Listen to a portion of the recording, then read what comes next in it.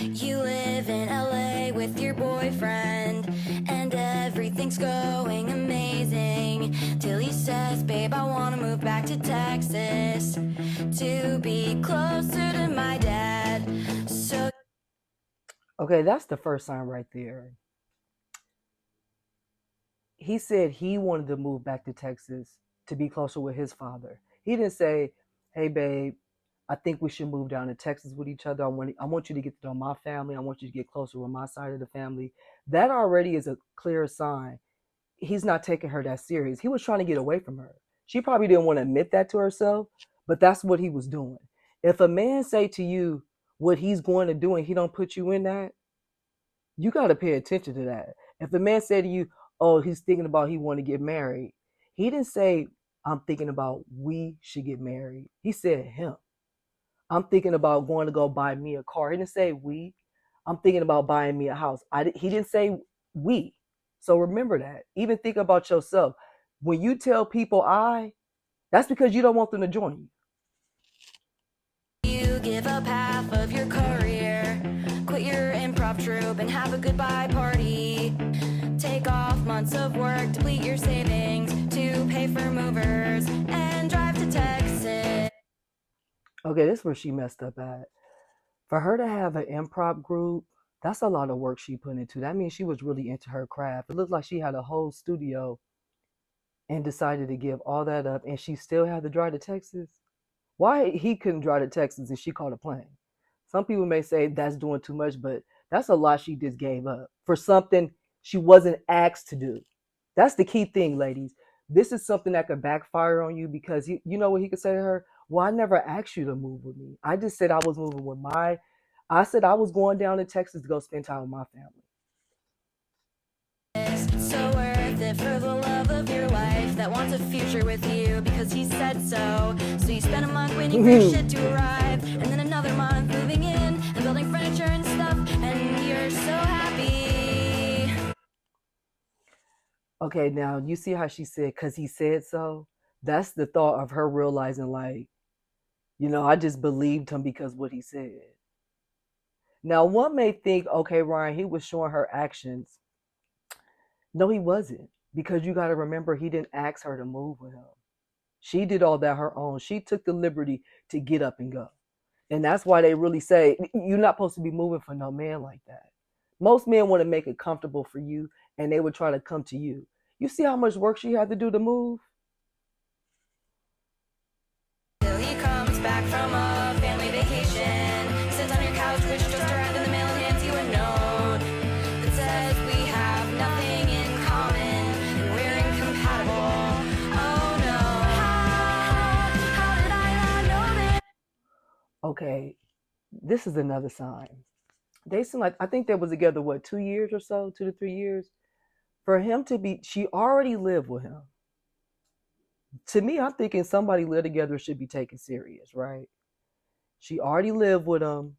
Then he go on a family vacation. Now I could see if he went on a brother's vacation, a father and son vacation, a son and mother vacation, maybe him and his siblings. But I feel like a family vacation, everybody went by her.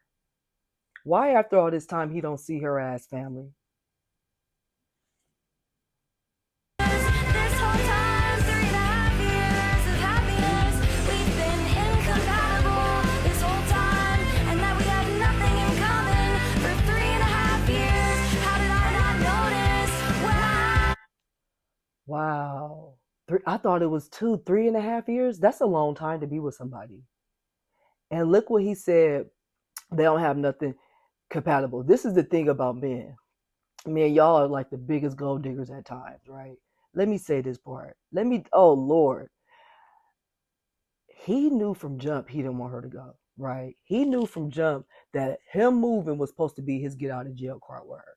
He was hoping that she was going to be smart enough and be like, oh, he's moving back down to Texas. Okay, I guess the relationship is over. But her ass didn't want to believe that. She went along and invited herself.